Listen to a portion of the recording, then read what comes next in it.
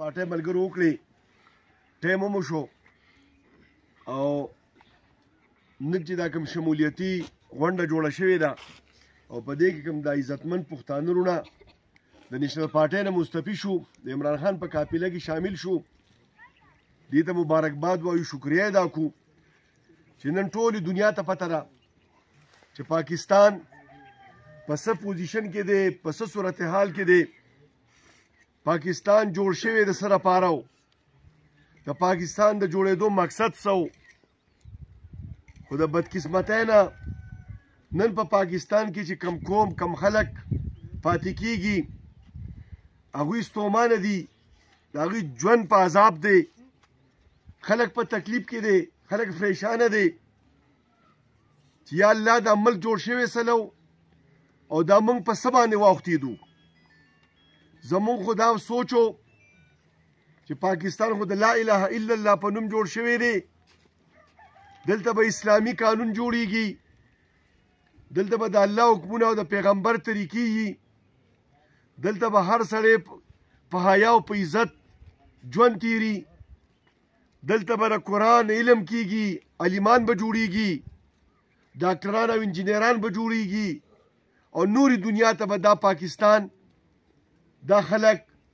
ورکی دا د اسلام کلا د دې لپاره د زرګونو خلکو قربانۍ د پاکستان لپاره ورکړي دي زنانه یې دې لپاره شهیدانې شوي دي خو نن اویا کاله بعد د پاکستان په دې ضلع بونیر کې او بیا د تحصیل چغرزي په شانګله کلي کې موږ ولاړ یو منظرو کوی کې موږ ولاړ یو موږ دلته خوشحالۍ نه یو راټول شوي موږ دلته څه جشن نه یو راټول شوي چې زموږ د ملک اویا کاله وشو او دنیا خوشحالۍ نعمتونه دي او زموږ په خوشحالو سر دی په کار خو دغه وه خو نن موږ دې له راټول شوي یو یو خفګان دی یو ګیله ده چې زمونږ هغه پاکستان څه شو د غریبانانو هغه پاکستان څه شو د قائد اعظم او د علامه اقبال هغه پاکستان څه شو د لا اله الا الله په نوم چې جوړ شوی هغه پاکستان څه شو نن دلته وروڼو اویا کاله په دې بونیر باندې چا حکومت کړی دی په دې پاکستان خامخا چا حکومت کړی دی او هغه څوک هغه په مرکز کې او په صوبو کې په شریکه څنګه چې دا پی ډي ایم نن شریک دی دغه په مرکز کې دغه مسلم لیگ دغه پیپلز پارټي دغه جمعیت دغه نیشنل پارټي دغه جماعت اسلامي او یا کاله دوی په شریکه حکومت کړی دی او یا کاله بعد نن دغه پارټو له پکار دي چې لږ شرم وکړي په خپل ګریوانونو کې وګوري د دوی لیډران دي په خپلو ګریوانونو کې وګوري چې د پاکستان سره کوم ملکونه آزاد شوي وو که هغه چاینا وو که هغه انډیا وو که هغه کوریا وو نن د هغوی عوام نن د هغې د ځوانان څومره په خوشحالۍ ژوند تیري څومره په عزت ژوند تیري او پاکستان ته وګوره چې د نااهلو خلکو سره د نالایقو خلکو سره د غلو د غلامانو خلکو سره پاکستانو ته حواله شوی نن پکې موږ ته ډوډۍ نه میلاویږي نن پکې خلک د وړو په بوجۍ پسې په ټرک پسې 1 کیلومیټر منډه وي نارینه او زنانه بېعزته کېږي نن په دې ملک کې 200 دیاړۍ والا چې ماښام کور ته ځي بچو ته سترګې کوزي چې موږ له به ډوډۍ راوړي د هغه په 200 روپۍ نه غوړي کېږي نه پې اوړه کېږي او نه پې دال کېږي د دغې باوجود کم خلکو چې اویا کاله د بل سره دا چل کړی دی هغه بیا راځي او د بونیر او د چغرزو د ګاګرې په تحصیل کې ګرځي چې زموږ سره پارټۍ ته راشئ شهباز شریف پوته پاټک پولیسو درولي چې پښتانه دهشتګرد دي پښتانه به پنجاب ته نه پرېږدی نن دغه این پي چې په ټول ملک کې یو د قومي اسمبلی سیټ دی حیدر هوتي هغه راغی د پښتنو هغه دشمن د دې کې پي کې هغه دشمن د دې پښتنو د جامع دشمن هغه له ووټ ورکو او د هغه نه وزیر اعظم جوړ کو او د هغې کې خلک راځي او پښتنو ته دا تاکید ورکړي او په اسمبلو کې تقریرونه کوي. نن کو د بونیر خلک په لاهور کې ډریوران دي یا په لاهور کې په هوټل کې مزدوري کوي یا په کراچۍ کې د چا په بنګلو کې چوکیداران دي یا تعلیمونه یې کړي. څوک ګناهګار دي؟ ګناهګار به ښایي اول ګناهګار نیشنل پارټي ده. په دې بونیر کې 70 کاله حکومت کړی دی. دا منظرو کوی دی، دا شانګله ده. دلته څو های سکولونه دي؟ دلته د جنکو څومره های سکولونه دي؟ دلته د جنکو څومره میډل سکولونه دي؟ دلته د جنکو های سکول نشته، دلته میډل سکول نشته. دلته په دې دور کې چې دا ځوانان به دلته سبق حاصلي، د شپې به تعلیم حاصلي، سټډي به کوي، په دې ټول علاقه کې بجلی نشته. دا کومه زمانه ده؟ دنیا ورانېدو ته نږدې شوې ده او موږ په دې علاقه کې زموږ بجلی نشته. په بجلی 100 روپۍ لګي. د دې لیډرانو او د بونیر د ایم پی ایګان چې د ایم پی د جماعت اسلامي نه ووټونو ته ودرېږي، ملګرو د هغې بچو ته په هره کمره کې او په دننه بجلی موجود ده. د هغې بچو ته په هره غسلخانه کې دننه ګرمې او یخې اوبه بهیږي. هغوی ته څه تکلیف دی؟ د هغې د بچو سره غټ غټ د کروڑونو روپو ګاډي او په دوبۍ کې ګاډي، په اسلام آباد کې ګاډي، ښه سکولونه او ګاډي راځي د کور د مخې نه اوچتي او سکول او کالج ته بیایي. ملګرو منظرو کوی ته څه میلاو شو؟ د این پي نه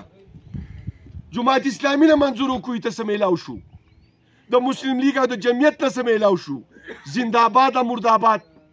په لاهور او په کراچۍ کې دې خلکو د منظرو خلکو محنت مزدوري کړې ده، روپۍ ګټلې دي، راوړي دي. این پي له پې جنډه اخیستې ده، جماعت اسلامي له پې جنډه اخیستې ده، د دوی مشرانو له خپله ډوډۍ راغستې ده او دوی له یې ورکړې ده. د دوی په الیکشنو کې یې شپې ورځې روڼ کړي دي. او 70 کاله بعد منظرو کوی ته بدامني، بېروزګاري، سکول نشته. په دې دور کې په کومو سترګو به دلته د این پي او د جماعت اسلامي خلک ووټ غوښتوله راځي؟ ګورئ د پښتنو په سترګو کې حیاي، کو د دې این پي او د جماعت اسلامي په سترګو کې حیاي. نن 70 کاله بعد په منظرو کوی کې ولې بجلی نشته؟ دا ځوانان تپوس کی، په کور کې دا تورسرې تپوس کی چې د دې علاقې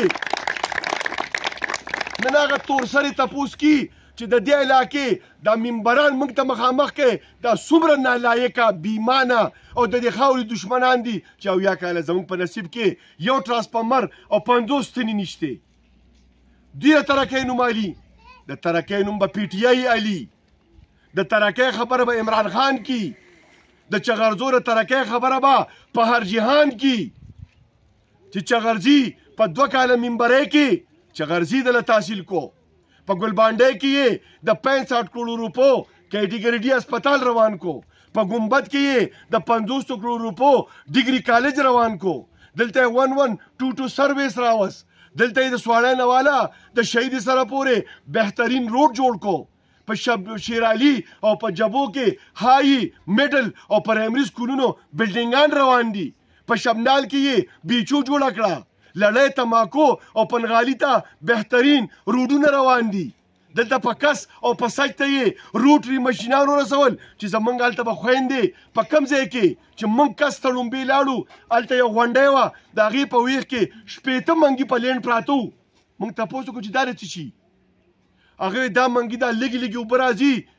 او په 2 بجې د دې خویندو د اوبو نمبر راځي، په 2 بجې یو پیغله یو ماشومه پاسي او د هغې خپل منګي په انتظار ناست دی چې منګي ډک شي او زه یې کور ته راوړم. هلته په هر جهان روټري ماشینانو لېږل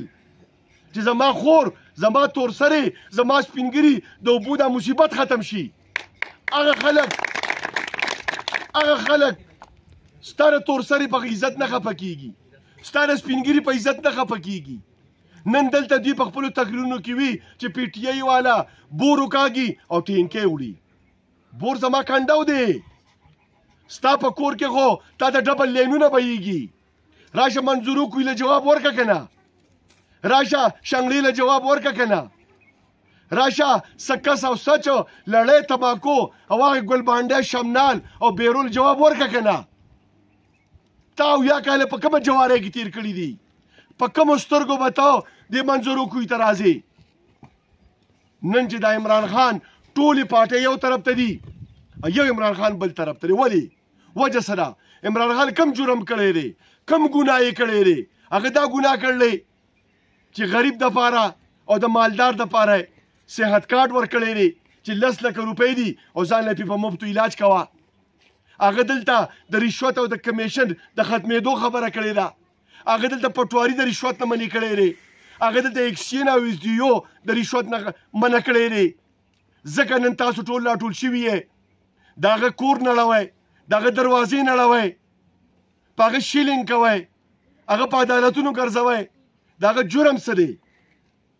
د هغه دغه جرم و هغه کینسر هسپتال جوړ کړی دی تاسو په 70 کاله کې تاسو میاشت مخکې کتلي چې د NP مشر لږ ناجوړه شوی په ایرپورټ کې خو یې دوبۍ ته علاج لاړ د نواز شریف د علاج په بهانه د 10 روپو په سټام باندې د عدالت پرېښی دی 2 کاله پوره شو پاکستان ته نه راځي په عمران خان باندې په کولاو په رڼا ورځ ډزې وشوې 3 ډزه ولګېد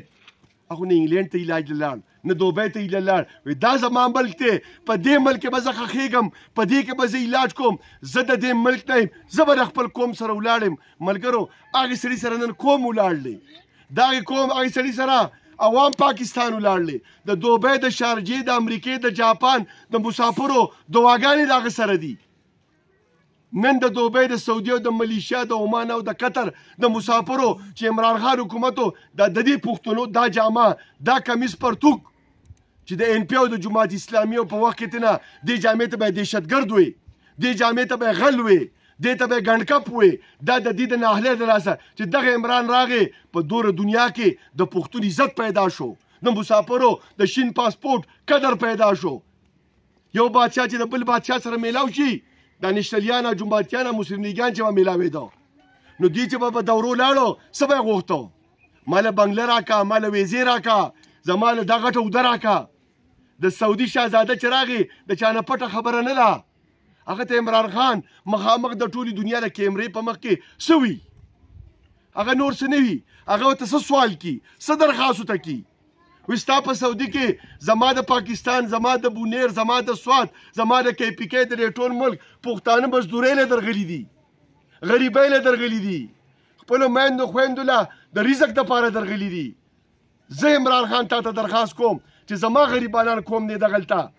ته چې کم سلوک د خپل قوم سره کوې زما د دې غریبانانو سره دا سلوک کوه دې زما په زړه کې د هغوی لپاره درد دی ځکه چې زه هغوی وزیر اعظم کړی